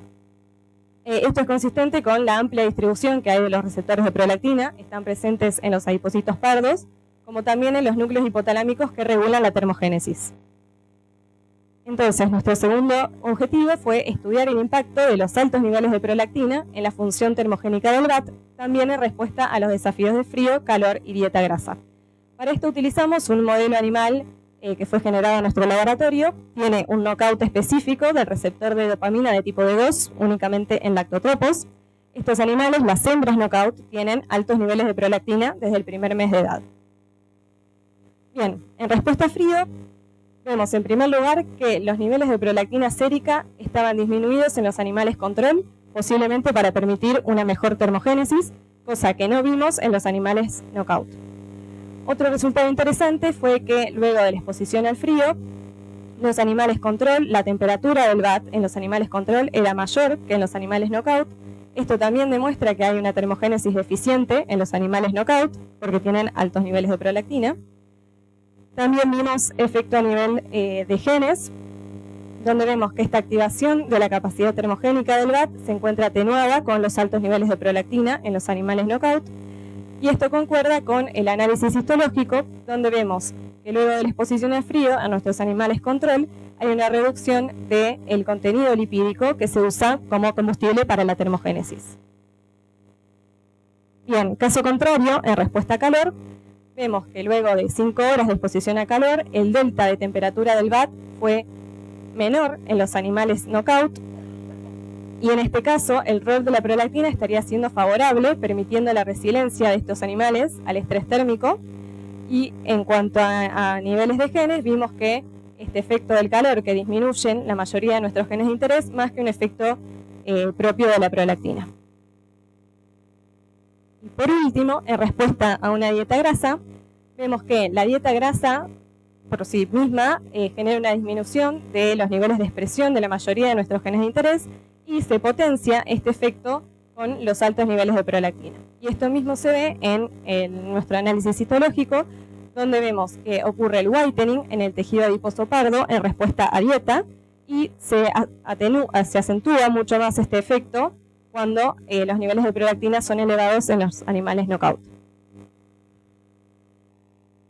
Bien, acá hay un pequeño resumen donde en respuesta a frío, como le venía contando, hay un aumento en la expresión de la mayoría de nuestros genes de interés, que remarco acá en verde. Contrario en calor, donde hay una disminución de la mayoría de estos genes también. Y cuando hay altos niveles de prolactina, se frena la activación termogénica, ya que disminuyen estos genes que subrayo acá en rojo. Como conclusión, pudimos validar nuestro enfoque bioinformático, identificamos genes claves que estaban involucrados en la función del VAT y observamos que la hiperprolactinemia tiene un impacto significativo en la capacidad termogénica del tejido adiposo pardo. Demostramos que los altos niveles de prolactina tienen un efecto consistente, que es reducir la capacidad termogénica del VAT. Y por último, la última pregunta que nos hicimos es ¿qué ventajas fisiológicas tiene la prolactina al inhibir la termogénesis? Bueno, durante el embarazo y la lactancia los niveles de prolactina son altos y la termogénesis es baja porque los lípidos y la glucosa van para alimento al bebé. Después hay mamíferos que los niveles de prolactina presentan estacionalidad. Son bajos los niveles de prolactina durante el invierno, lo que les permite tener una mayor capacidad termogénica y estar calentitos en invierno. Y después hay una raza de vacas que se llama Cenepol, que tienen altos niveles de prolactina, son altas productoras de leche, y esto les permitió que se distribuyan en climas cálidos. Bien, muchas gracias a todos. Muchísimas gracias, Florencia. Bueno, y ahora ya finalizando, porque a las 8:25 tenemos que irnos de acá del colegio. Invito a Virginia Martínez para que haga entrega a nuestros patrocinadores, la Confederación Farmacéutica Argentina, por todo el apoyo que nos brinda todos los años para poder llevar a cabo las actividades.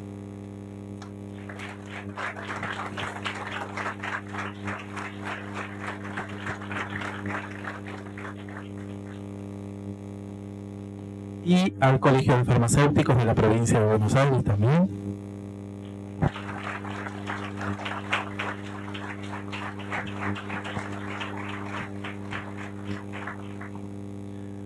Bueno, damos por finalizado entonces el 170 aniversarios de la Academia Nacional de Farmacia y Bioquímica y los invitamos a un brindis muy cortito, porque en 10 minutos ya tenemos que dejar el lugar, así que bueno, los invitamos.